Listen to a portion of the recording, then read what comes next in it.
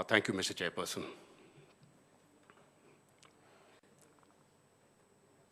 Mr. Gotabaya Rajapaksa, Secretary, Ministry of Defense and Urban Development, Chief of the Defense Staff, Commanders of the Army, the Navy and the Air Force,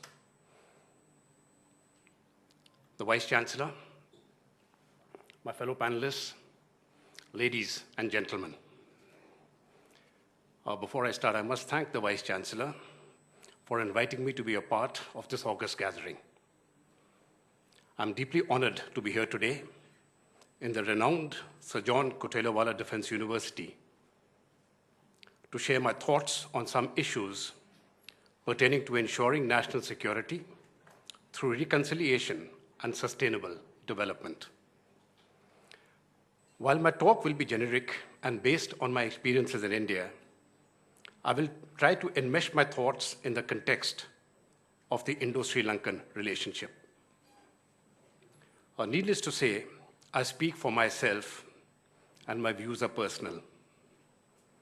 They do not reflect in any manner the views of the Government of India or the military establishment in India. But before I start, I think I must take this opportunity to commend the political and military leadership of Sri Lanka, as well as the armed forces of Sri Lanka, on their victory over the forces of terror. Very few nations have achieved what the government of Sri Lanka and the armed forces of Sri Lanka have done. And I say this with the full conviction after having served 2 years in the jungles of Trincomalee, that is on the Trincomalee-Vavonia sector, and I know the magnitude and the difficulty of the task, which very few people thought could not be accomplished, but yet was done through political will and military determination. Now, any discussion on ensuring national security must first define or expand upon what we mean or understand by this term. What is national security? National security is and always will be a prime concern of the inhabitants of a state and its leadership. But it is open to different contextual interpretations. Some people may look upon it as an existential issue. Some may look upon the issue as one concerning a nation's desire and capacity for self-defense. Some others may perceive national security in terms of the power of a nation to maintain the government's sovereignty within its territorial boundaries. All these constructs are valid, and they are very relevant too. But they do not encompass national security in its entire context, in its entirety. The focus here, the first step, this focus, what we are seeing, is on external actors as threats to a nation's well-being through foreign militaries. But internal factors also play a very decisive role as far as the health of a nation is concerned. In a larger construct, it must also include overcoming threats to peace in society or even to the avoidance of conflicts and confrontation, and the preservation of the lives of people in the society. It must hence be viewed in terms of achieving reconciliation among the diverse groups which are prevalent in any society. When we look at the military approach to national security, it presages a strong military to deter attacks and threats of attack, as well as providing the means of fighting undeterred attacks. This, however, does not necessarily translate into the maintenance of the traditional functions,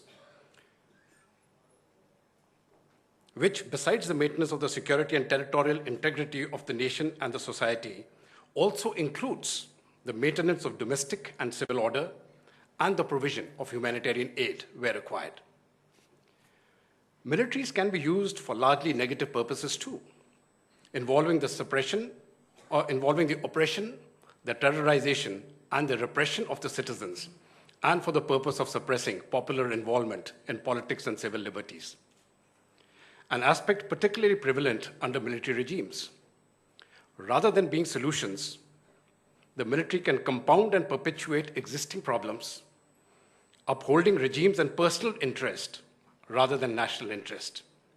Therefore, When I view this particular problem, I would say, in a very fundamental sense, national security must be viewed as a public good and not the private property of the state or of a particular dominant interest. That is the first part of what I wish to state.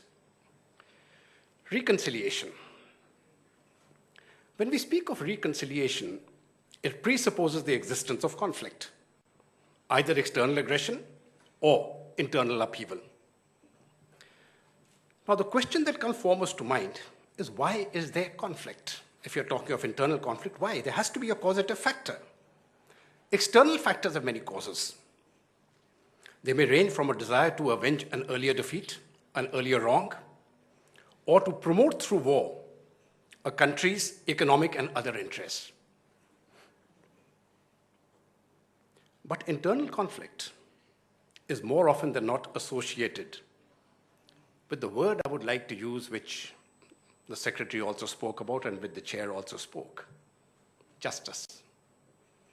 And I think any time when you find justice being denied in any form, over a period of time, it will lead to conflict. When we look at Sri Lanka, one of the causative factors for insurgency to have come into Sri Lanka was the issue of language. And I would like to delve specifically on this issue of language, not just in Sri Lanka, but in the Asian context, because it has caused, the issue of language has caused upheaval. It caused upheaval in Sri Lanka, but I'm not going to talk of Sri Lanka. I'm going to talk of both India and Pakistan as to what is this context of language and how did it cause upheaval? And then I would like to give to you my thought process as to where the problem really lies. Let me take Pakistan first.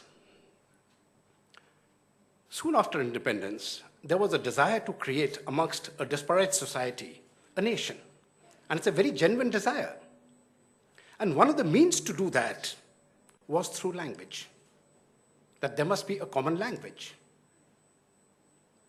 So in the wisdom of the leadership of that time, they chose Urdu as the common language, the language to be used in government across the state of Pakistan. But when you analyze it a little bit deeper, you find that the eastern wing, East Pakistan of that time, was a predominantly Bengali-speaking people. In the western wing itself, you had people who, in the western wing, about 50% of the public spoke Punjabi and Saraiki. We had the Balochi-speaking people. We had the people who spoke Sindhi. And Urdu was spoken by a very small majority, the Muhajirs, the people who migrated from India. And Urdu, nothing wrong with having Urdu. It's a beautiful language. It is the language of the courts in India, in undivided India, for centuries. It is the language of governance. My father was in the army, my grandfather was in the army, and they all did their work in Urdu. Urdu is a language of poets. So it has nothing to do with the language per se. The problem was when you try to put that language through force onto a public. And when this happened, in East Pakistan at that time, riots broke out in the 50s. And the first impact was that the Muslim League, which was the most important and dominant player in East Pakistan, was reduced to irrelevance. And a new party came up, the Awami League. And one of the people who were the leaders as far as those riots was concerned was Mujibur Rahman. And this man shot into prominence. Ultimately, you will find that when we look into these issues, when you look into prime causes, the triggers, these are the small triggers which later on lead to bigger problems. Let us look at India.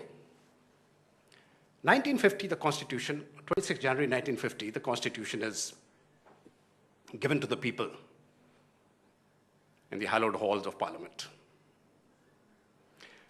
And this Constitution lays down that Hindi will be the language of India, and for the other states, we will give them 15 years to come up to that standard.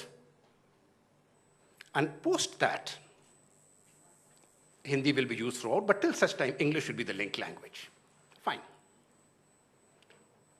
But when we started coming to the 60s and this date started approaching, there was tremendous upheaval in the South. The Madras state at that point of